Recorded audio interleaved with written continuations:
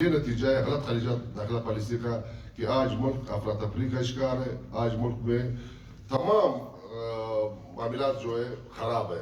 اس کی بنیادی وجہ ہے کہ آج تک ہمارے جو پارلیمنٹ ہے یا ہمارے جو سیاسی لوگ ہیں ان کو یہ موقع نہیں دیا گیا کہ وہ اس ملک کی خارجہ پالیسی یا داخلہ پالیسی تشکیل کرے. بات یہ کہ اسٹیبلشمنٹ کا تو ہمیں سمجھ آ رہا ہے کہ وہ ہمسائے ملکوں کے ساتھ کیوں تعلقات ٹھیک نہیں کرنا چاہتے ہیں. ہمارے بعض سیاسی جماعتوں کا بشمول شرانی صاحب کی جماعت کا جب وہ اس میں رہے تھے اس کا یہی کردار تھا کہ ہمسایہ ملکوں کے ساتھ جو پاکستان کی خارجہ پالیسی ہے وہ ان کو سپورٹ کر رہے تھے. ہم تو چلا رہے تھے 75 سال سے کہ ہمسایہ ملکوں کے ساتھ تعلقات ٹھیک کرو, اسلحے پہ پیسے خرچ نہیں کرو, یہ اسلحے پہ جو پیسے خرچ ہو رہے ہیں اس کو ایجوکیشن پہ خرچ کرو, اس پہ ہیلتھ پہ خرچ کرو تاکہ قوم بنے, تعلیم پہ خرچ کرو, ہیلتھ پہ خرچ کرو.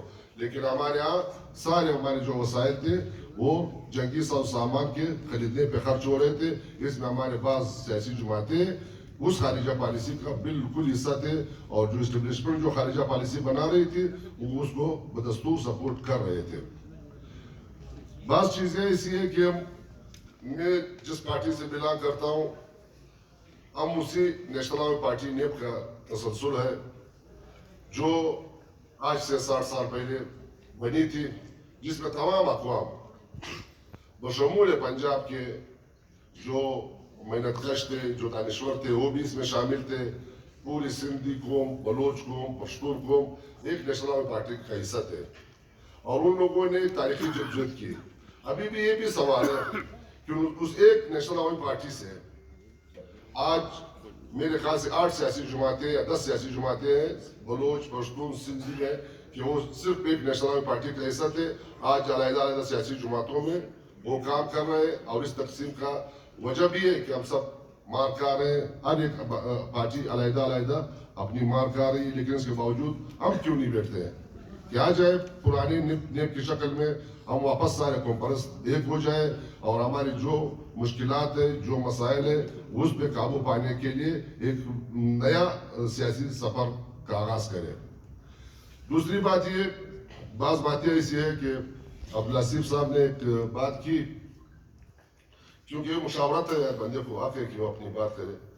انہوں نے کہا کہ عمران خان صاحب الیکشن جیتے تھے اور اس سے الیکشن واپس لے لیا اور اس کو جیل میں ڈال دیا. ہم اس کی مذمت کرتے ہیں, لیکن بنیادی بات یہ ہے کہ عبداللطیف صاحب جب 18 میں وہ الیکشن آ رہے تھے, جب اس کو دے دیا پھر اس نے کیوں قبول کیا؟ 18 میں وہ الیکشن آ رہے تھے, اسی اسٹیبلشمنٹ نے اس کو دیا, وہ الیکشن دے دیا اور 24 میں وہ جیتے تھے اس سے لے لیا. تو بات یہ ہے کہ ہم پولیٹیکل پارٹیاں خاص کر وفاق پرست جو بڑی بڑی پارٹیاں ہیں اس کا سارا زندگی یہ ہوتی رہا ہے کہ وہ ایک اسٹیبلشمنٹ سے کے گود سے اٹھتی ہے, دوسرا اس کے جا کے اسٹیبلشمنٹ کے گود میں بیٹھتی ہے. تو 18 میں وہ الیکشن آ رہے تھے, اس نے لے لیا دوسری پارٹیوں کا جو مینڈیٹ تھا اور 24 میں اس کو لوگوں نے ووٹ دیا, اس کا مینڈیٹ اسی اسٹیبلشمنٹ نے اس سے لے لیا. ہمیں اس میں خاص فرق نہیں.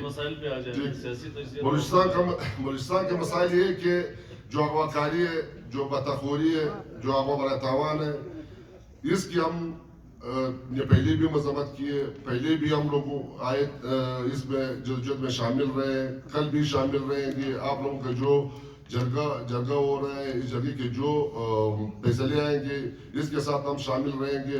ہماری بنیادی بات یہ ہے کہ آج تک ہمارا مطالبہ تو ریاست سے کہ جو ٹوٹا پھوٹا آئین اس ملک کو دیا گیا ہے وہ بھی اس چھوٹی قومتوں کے اکابری نے دیا ہے. آج ہم جس 73 آئین کے تحت جو ہم لوگ اس کو بولتے ہیں کہ یہ ہمارے مسائل کا حل بھی نہیں ہے, اس کو بھی ہمارے چھوٹے صوبوں کے اکابری نے بنایا ہے.